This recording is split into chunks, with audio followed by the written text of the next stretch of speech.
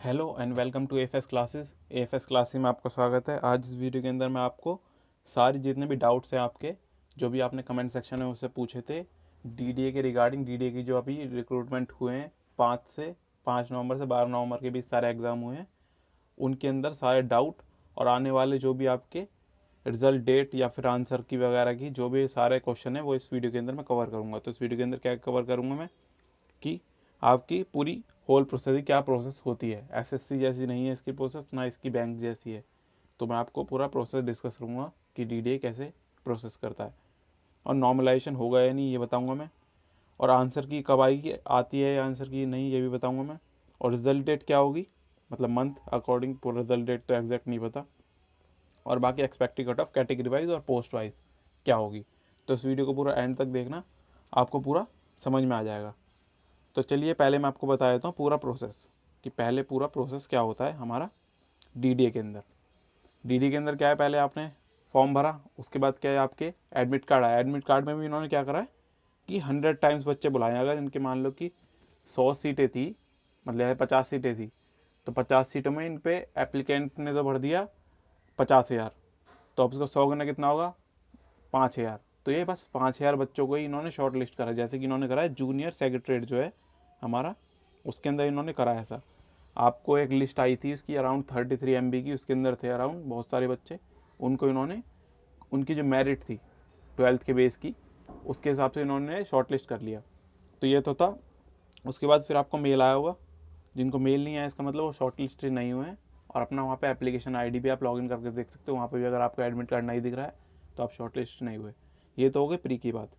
अब जैसे ही प्री हो गए, जैसे कि 5 से 12 तक प्री हो गए आपके, अब उसके बाद क्या होगा, उसके 2 हफ्ते के अंदर, मतलब मैक्सिमम है ये 2 हफ्ते, 2 हफ्ते के अंदर आपको आंसर की मिल जाएगी। तो इसका मतलब इसके आंसर की मिलती है, ठीक है। ये तो आपको आंसर मिल गया, एक आंसर की आती है। आंसर की में आपका क्या होगा, जो करेक्ट आंसर होगा वो, और जो रेस्पॉन्स होगा आपका कि आपने क्या कौन सा मार्क टिक किया है, एसएससी के अंदर जैसे आता है वैसे ही इसके अंदर आएगा।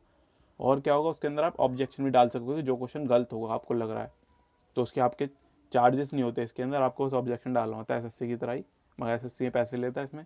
बस आपको उसको बताना होता है कि इस क्वेश्चन में ये क्वेश्चन आईडी होती है, उसमें आपको क्लेम करना होता है कि ये दिक्कत है, और आपको फ़ोटो भेजनी होती है क्या सॉल्यूशन उसका।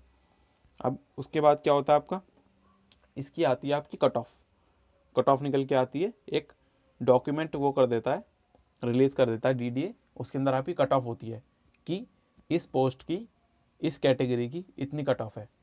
और उसके अंदर फिर आपको एक दूसरा डॉक्यूमेंट भी अपलोड होता है, उसके अंदर क्या दिखाता है, जितने भी बच्चे उन्होंने शॉर्ट लिस्ट करे हैं कट ऑफ के बाद, वो आपके मार्क्स नहीं शो करेगा। तो ये फ़र्क है बैंक, एसएससी और डीडीए में। डीडीए आपके मार्क्स शो नहीं करता, तो इसके अंदर इतनी ट्रांसपेरेंसी नहीं होती, तो आप अपने मार्क्स नहीं पता कर सकते। कट ऑफ आपको आंसर की के अंदर पता चल जाएंगे, मगर नॉर्मलाइजेशन का इसके अंदर हमें नहीं पता चलता। दूसरा आंसर क्या है, नॉर्मलाइजेशन का हमें कोई अंदाज़ा नहीं है, होता है नहीं, क्योंकि डीडीए ने अपना कुछ भी नहीं बता रखा कि इसके अंदर हमारा नॉमिनेशन करेंगे या नहीं। तो अब मैं अभी आपको झूठ नहीं बोलूँगा कि होता है या नहीं होता, क्योंकि इसके अंदर आपके मार्क्स ही नहीं पता चलते। आपको रॉ मार्क्स तो पता चल जाते हैं, मगर आपका रॉ मार्क्स ही रॉ मार्क्स माने जाएंगे, या फिर आपका नॉर्मलाइज स्कोर होता है या नहीं उसके हिसाब से कट ऑफ में क्लियर होता है, जैसे कि वो नहीं पता चल पाता। तो इसके अंदर बच्चों को नहीं पता चलता नॉर्मलाइजेशन हुआ है या नहीं। और बाकी अगला डाउट क्या है कि आंसर की कब आएगी। पहले उसके आगे बता दूं मैं कि अब टीयर 2 और टीयर 3 भी होने हैं इसके अंदर, तो उसके अंदर भी आपके शॉर्ट लिस्ट जो है उनकी भी मेल आ जाता है उनको, और एडमिट कार्ड आ जाता है जैसे कि इस बार आया है। और फिर आप ऐसे डाउनलोड करके आगे टीयर 2 और टीयर 3 भी देख सकते हो। ये तो मैंने कर दिया पूरा होल प्रोसेस की बात। और नॉर्मलाइजेशन इसके अंदर मोस्टली चांस ये नहीं होगा, क्योंकि ये मैं जितना ही मैंने एनालाइज करा है, सारी शिफ्ट अराउंड सेम लेवल की थी। क्वेश्चन अलग थे मगर लेवल सबका अराउंड सेम था सारे सेक्शंस का, तो उसके अंदर नॉर्मलाइजेशन नहीं हुआ। और वैसे भी इतना बड़ा एग्ज़ाम नहीं है डीडीए का, तो और वैकेंसी इतनी थी जूनियर सेक्रेटरीट में, मगर इतने लोग नहीं थे एसएससी लेवल के कि ये नॉर्मलाइजेशन करे। तो नॉर्मलाइजेशन नहीं करेंगे जहाँ तक मुझे पता है। तो ये नॉर्मलाइजेशन का भी आपको डिस्कस कर लिया। अब आंसर की कब आती है, 2 हफ्ते के अंदर। जैसे कि आपके 5 से 12 तक था एग्ज़ाम, तो आपके नवंबर एंड से पहले पहले तक आंसर की आ जाएगी। 1 हफ्ते के अंदर आ जाती है, मगर कुछ बाई चांस कोरोना की वजह से पिछली बार तो पहले 1 हफ्ते के अंदर आ गई थी, मगर इस बार आपका हो सकता है कि 2 हफ्ते लगे, क्योंकि कोरोना की वजह से थोड़ा डिले भी हो सकता है, इसलिए मैं 2 हफ्ते मानने चल रहा हूँ। पिछली बार 1 हफ्ते के अंदर आ गई थी आपके आंसर की। तो आपको आंसर की का बिल्कुल भी वरी नहीं करना, आपकी आएगी ज़रूर। यही बता दिया 2 महीने की, 2 हफ्ते के अंदर आ जाएगी। और रिज़ल्ट डेट किसी को नहीं पता, ना उन्होंने मेंशन करी है, मगर फिर भी आप मान के चल सकते हो कि रिज़ल्ट इसके 1.5 से 2 महीने के अंदर आता है, यानी 45 दिन लगाया था। जैसे कि आपके अगर आंसर की आ जाएगी तो उससे 1 महीना लग जाता है रिज़ल्ट आने में। सारी पोस्ट का एक साथ ही रिज़ल्ट दे देते हैं, जो भी आपने जूनियर सेक्रेटरी भरा है, असिस्टेंट भरा है या फिर स्टेनोग्राफर है, सबका एक साथ रिज़ल्ट आएगा, कैटेगरी वाइज पोस्ट वाइज सब रिज़ल्ट एक साथ देंगे। तो ये सारे मैंने डाउट क्लियर कर दिए। अगर आपका कोई भी डाउट हो अभी, मैं अभी एक एक्सपेक्टेड कट ऑफ बताऊँगा आपको कैटेगरी वाइज, यानी SC ST OBC EWS और UR, इन सब की एक्सपेक्टेड कट ऑफ बताऊँगा कैटेगरी वाइज पोस्ट वाइज। उससे पहले अगर आपको कोई डाउट हो तो आप कमेंट सेक्शन में मुझे लिख देना, मैं आपको पूरा कोशिश करूँगा कि आपका डाउट रिजॉल्व कर सकूँ, अगर मुझे उसके बारे में कुछ पता होगा तो चलिए हम बात कर लेते हैं पटवारी कट ऑफ की। जैसे कि आपको पता है UR EWS OBC SC ST, और बाकी मैंने जो एक्स सर्विसमैन है या फिर फिजिकल हैंडीकैप वगैरह की उनकी सीटें मैंने नेगलेक्ट कर दिया है, क्योंकि मोस्टली यही लोग भरते हैं, तो इनको ही ज़्यादा पता करनी होती है, इनकी बहुत कम जाती है सी कट ऑफ। आपको पता होगा 120 नंबर का था पूरा पेपर पटवारी का। तो इसके अंदर आपको ये ध्यान रखना है कि आपको पता है सीट बहुत कम थी, 50 के आसपास सीटें थी, जनरल की और कम उसमें, और बाकी की भी कम थी, SC की भी शायद 6 सीटें थी। तो आपको ये ध्यान रखना है इसके अंदर कि ये टियर 1 था, इसके 2 टियर में होना है, तो कट ऑफ अभी इतनी हाई नहीं जाएगी जितनी आप सोच रहे होंगे, क्योंकि इसमें 2 टियर है। अगर एक टियर होता तो खाली ये कट ऑफ बहुत हाई चली जाती। तो इसलिए आपको ये ध्यान रखना है कि पेपर 1 की कट ऑफ कम जाएगी, पेपर 2 की ज़्यादा जाएगी कट ऑफ। तो मैं बता देता हूँ क्या कट ऑफ जाएगी, 120 में से बताऊँगा मैं आपको। जैसे कि आपका UR की है, UR की आपकी 100 से 102 जा सकती है। ये इसके अंदर आप ±3 करके चलिए कि 97 भी जा सकती है, 105 भी जा सकती है, थोड़ा बहुत डिफरेंस रहेगा। EWS की आपकी 98 से 99 के आसपास जाएगी कट ऑफ, और आपकी OBC की भी इतनी जाएगी। OBC में भी और EWS में आजकल ज़्यादा फ़र्क नहीं रह गया है, इनमें ±3 कर लेना आप।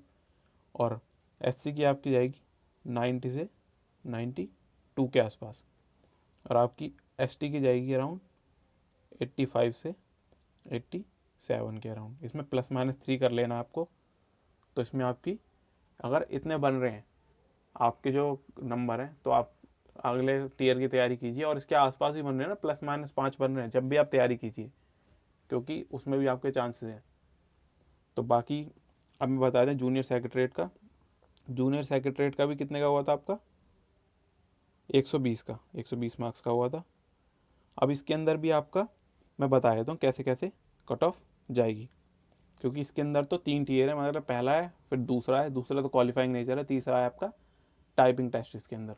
तो उसके अंदर भी ये कई गुना बच्चे बुलाएंगे, जैसे 100 गुना बच्चे बुलाए थे, तो ये कितने गुना बच्चे बुलाते हैं, और यही बता दूंगा आपको मैं, ये बुलाते हैं आपके 10 गुना बच्चे।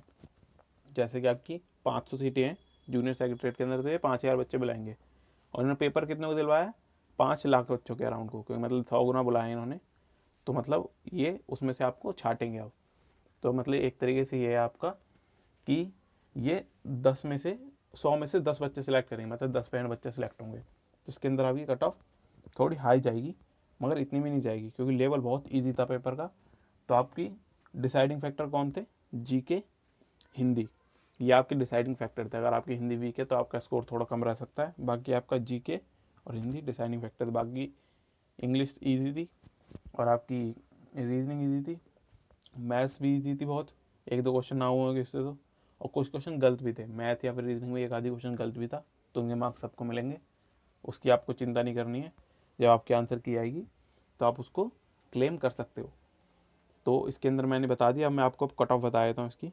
जैसे UR की कट ऑफ क्या जाएगी आपकी अराउंड, जैसे कि 120 में से है, तो UR की कट ऑफ जा सकती है आपकी 95 से 97 के अराउंड। इसमें भी आपको ±3 कर लेना है, ये मैं लिख देता हूँ यहाँ पे +-3, क्योंकि इसके अंदर 92 से 100 भी जा सकती है कट ऑफ।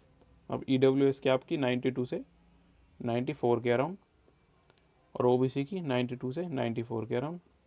ये मेरे को बहुत सारे बच्चों ने भेजे थे अपने कि मेरे इतने एक्यूरेसी है, इतने मार्क्स आ सकते हैं मेरे, कि मैंने जैसे 100 अटैम्प्ट किए हैं, 90% एक्यूरेसी है, तो उसके 90 मार्क्स बनेंगे। अब 90 में से भी क्या पता 90% एक्यूरेसी मानी है, अब उसकी थोड़ी कम हो तो उसके 85 भी बन सकते हैं। तो इसलिए बहुत सारे बच्चे मेरे को ऐसे दिखे जो 90 से 100 की रेंज में थे एक्यूरेसी के साथ, रॉन्ग मार्क्स हटा के उनके, और उसमें नेगेटिव मार्किंग 1/3 है।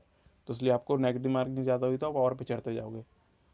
तो और इसके अंदर मैं आगे बता दूं आपको, जैसे एस सी कितनी जाएगी, अब कह रहा हूँ 85 से 86 कह रहा हूँ, और आपकी एस टी की 78 से 80 के अराउंड ये आपकी जाएंगी। और बाकी आपको कुछ और भी डाउट हो उसके अंदर वीडियो के अंदर तो आप मुझसे पूछ सकते हो। जो भी आपका डाउट होगा मेरे को पता होगा तो मैं उसको क्लियर करने की कोशिश करूँगा और आपको उसकी सही एडवाइस दूंगा। और आपको मैं जो भी नोटिफिकेशन आएंगी डीडीए के रिगार्डिंग उनका आंसर की, या फिर आपका रिज़ल्ट, या फिर आपका कुछ भी होगा कि टीयर 2 का एडमिट कार्ड वगैरह, तो उसकी सारी इन्फॉर्मेशन हमारे चैनल में मिल जाएगी। तो आप इस चैनल को सब्सक्राइब कर लें जिससे कि आपको लेटेस्ट नोटिफिकेशंस की डिटेल और रिज़ल्ट की नोटिफिकेशन की डिटेल मिलती रहे। तो इस वीडियो में इतना ही। अगर आपको वीडियो पसंद आए तो वीडियो को लाइक कीजिए, शेयर कीजिए, सब्सक्राइब कीजिए चैनल को, और अपना कुछ ही वैल्यूएबल फीडबैक देना है तो कमेंट सेक्शन में जाकर दे सकते हैं। थैंक यू आपका वीडियो देखने का।